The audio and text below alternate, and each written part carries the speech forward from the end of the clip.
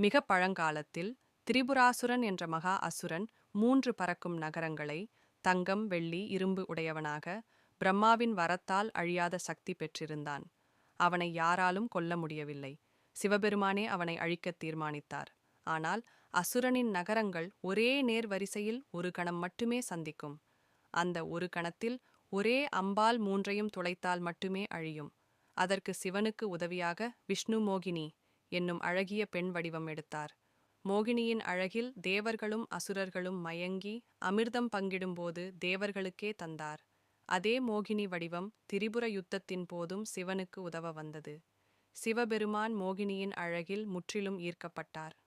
ஒரு கணம் தன் தவத்தையே மறந்து மோகினியுடன் காட்டில் தனிமையில் சங்கமம் கொண்டார். அந்த சங்கமத்தால் ஒரு தெய்வீக குழந்தை உண்டானது. மோகினியின் விஷ்ணுவின் தொடையில் அக்குழந்தை தோன்றியது. பிறந்த உடனேயே கழுத்தில் தங்க மணி கெஜ்ஜை கட்டப்பட்டிருந்ததால் மணிகண்டன் என்று பெயர் வந்தது. ஆனால் அக்குழந்தையை அப்போது வளர்க்க யாருமில்லை. எனவே சிவனும் விஷ்ணுவும் அதனை கிரௌஞ்ச மலையின் அடர்ந்த காட்டில் ஒரு புலிபாலூட்டி வளர்க்க ஏற்பாடு செய்தனர். பல ஆண்டுகளுக்குப் பிறகு பாண்டிய நாட்டு மன்னன் ராஜசேகரனுக்கு வாரிசில்லை. ஒரு நாள் வேட்டையாடச் சென்றபோது பம்பை ஆற்றங்கரையில் அழகிய குழந்தை ஒன்று புலியின் மேல் அமர்ந்திருப்பதைக் கண்டான். குழந்தையின் கழுத்தில் தங்கமணி ஒளிர்ந்தது. மன்னன் அதை அரண்மனைக்கு எடுத்துச் சென்று மகனாக வளர்த்தான். பெயர் வைத்தான் மணிகண்டன். மணிகண்டன் வளர வளர அற்புதங்கள் நிகழ்ந்தன. அரண்மனை தீவிரவாதிகளின் சதியால் ராணிக்கு தலைவலி நோய் வந்ததாகச் சொல்லி புலிப்பால் கொண்டு வா என்று மணிகண்டனை காட்டுக்கு அனுப்பினர். மணிகண்டன் காட்டுக்குச் சென்றதும் மகிஷியை, எருமை அரக்கியை வதம் செய்தான்.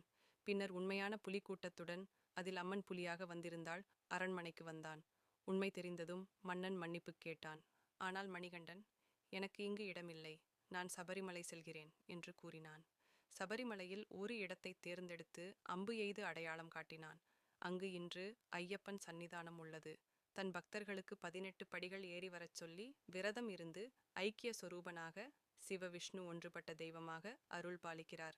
அதனால்தான் ஐயப்பனை ஹரிஹரசுதன், ஹரியின் ஹரனின் மகன், மோகினி புத்திரன், தர்மசாஸ்தா என்றெல்லாம் அழைக்கிறோம்.